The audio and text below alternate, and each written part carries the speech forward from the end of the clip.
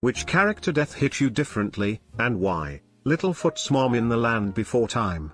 When I first saw it as a kid, it was the first time that I realized that my parents could die. That thought had never even really occurred to me at that point. Even now as an adult, that scene https://uta.b/8rdrapefhj4, where he thinks he sees her but it's just his shadow and the narrator says, then Littlefoot knew for certain he was alone, still gets to me. People sleep on The Land Before Time, and I don't know why. The movie hit on some crazy notes and taught kids how to deal with some heavy shit really early on.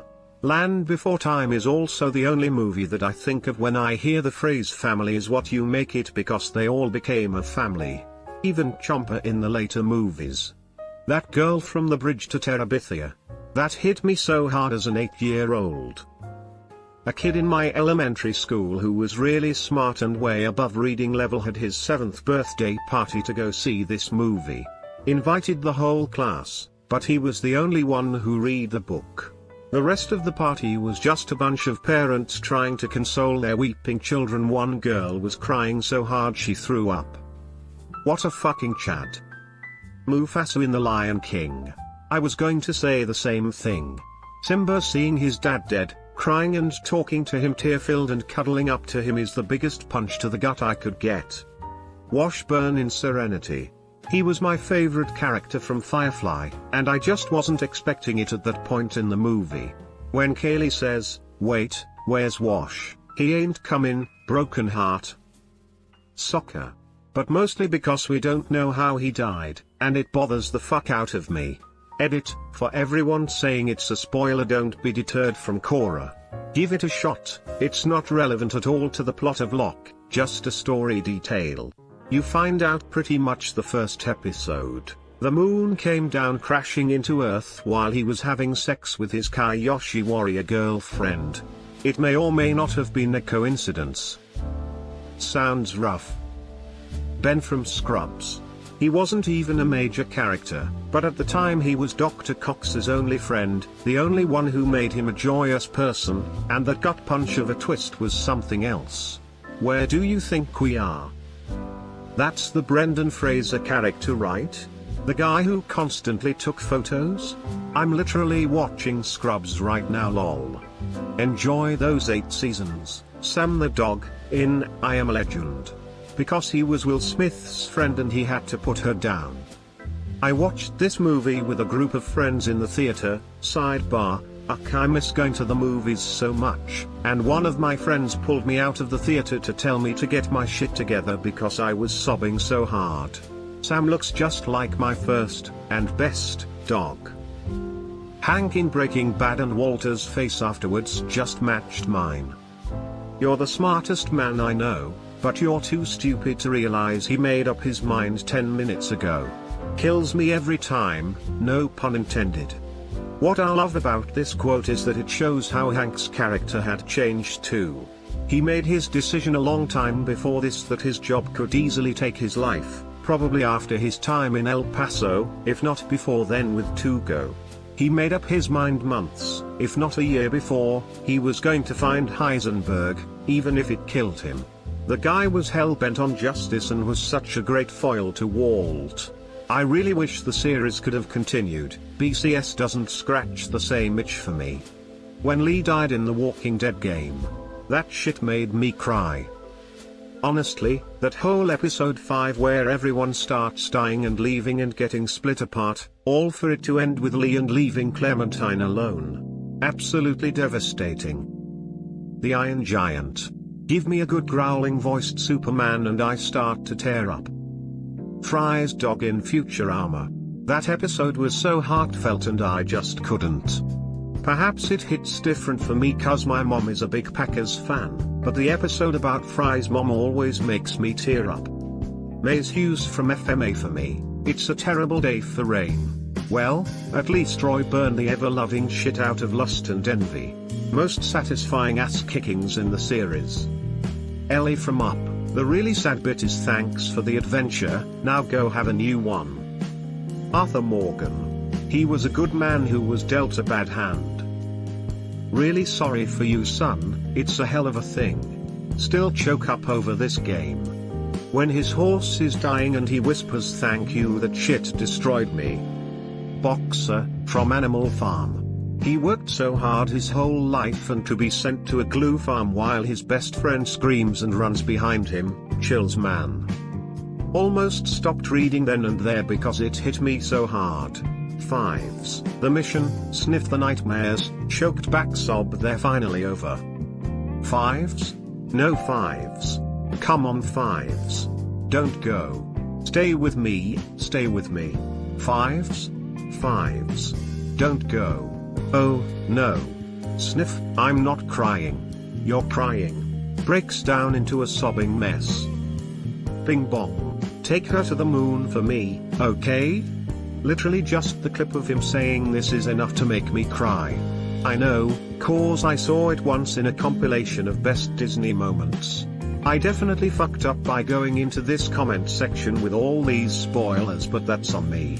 Fucking same bro. Yeah, didn't see that coming.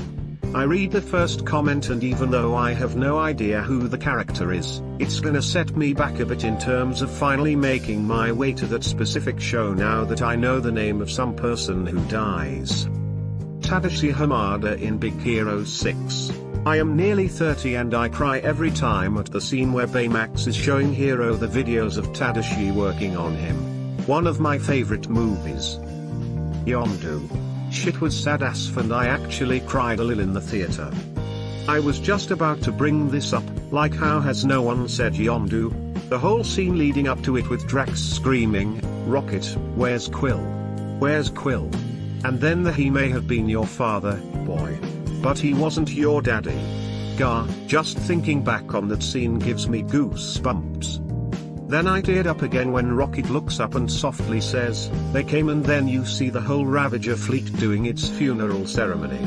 Sarah Lynn from Bojack Horseman. Especially as you find out more detail of that night in later seasons. Especially the way they fucked with you earlier in that same episode. Driving along in the car mid-bender Bojack, Sarah Lynn? Sarah Lynn? SL, gasps awake Bojack, oh, thank Christ. Underscore Bojack and Sarah Lynn sitting peacefully in the planetarium Bojack, Sarah Lynn? Sarah Lynn? Cut to black, Sarah Lynn? They also do a really good job of showing Sarah Lynn loved architecture and was pushed into a life of stardom.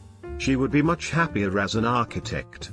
She was good at being a celebrity, but she only did it because people told her to, and Bojack was her biggest influence. The show does an amazing job of showing how much of a complete piece of shit Bojack is.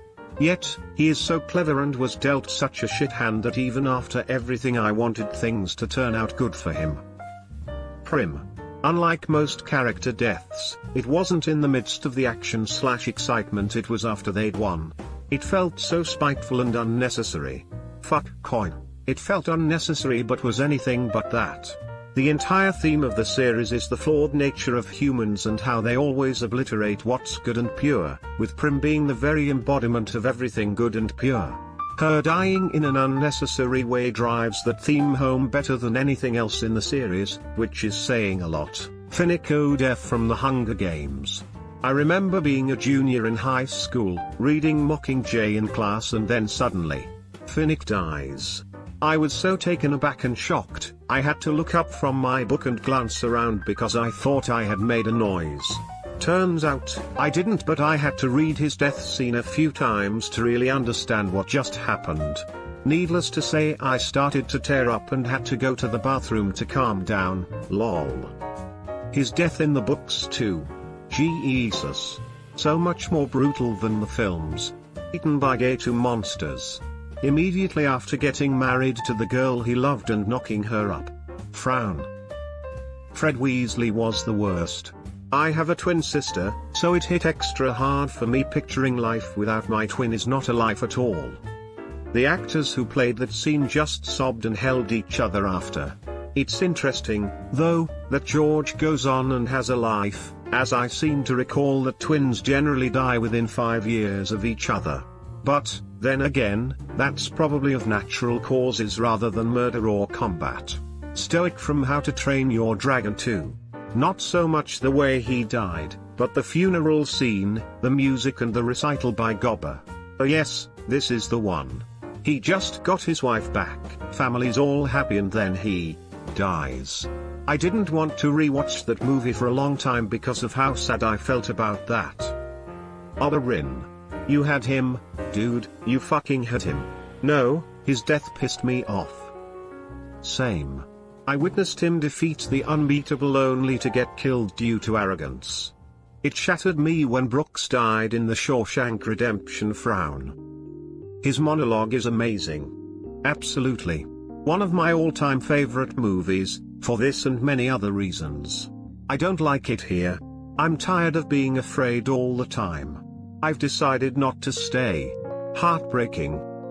Boromir. First time I ever cried during a movie. I would have followed you, my brother. My captain. My king. As a kid, Legolas was so cool. As a high school/college kid, Gimli was the party fun dwarf. As an adult, Boromir. I understand him. As an adult, I resonate with Boromir so much more. But I hated Denethor as a kid, and I hate him even more as an adult. That horse in the never-ending story. Artax. I'm 35 years old and still cannot watch that movie without crying when fucking Artax dies in the goddamn swamp of sadness. The Netflix thumbnail for that movie is that very scene. It's a nice reminder that I don't want to rewatch that fever dream of a film. John Marston. He suffered so much in an attempt to move on from his past, killing all of his former comrades in the process. He finally reunited with his wife and kids, gets a small glimpse at a new life, and then he's shot down in front of a barn like a damn dog. Was painful to watch, doubly so after RDR2 came out. Came here to say this. Adding on, it was so unexpected, they gave you hope that you'd get out of it by sending you into Deadeye. The first time experiencing it I thought I failed the mission, but the cutscene sealed the deal. I was so shocked and sad, that realization when no matter how many times you tried, you couldn't win that fight. And the end of RDR2 when the Pinkertons showed up at the farm. Fuck, it gave me goosebumps, and not the good kind.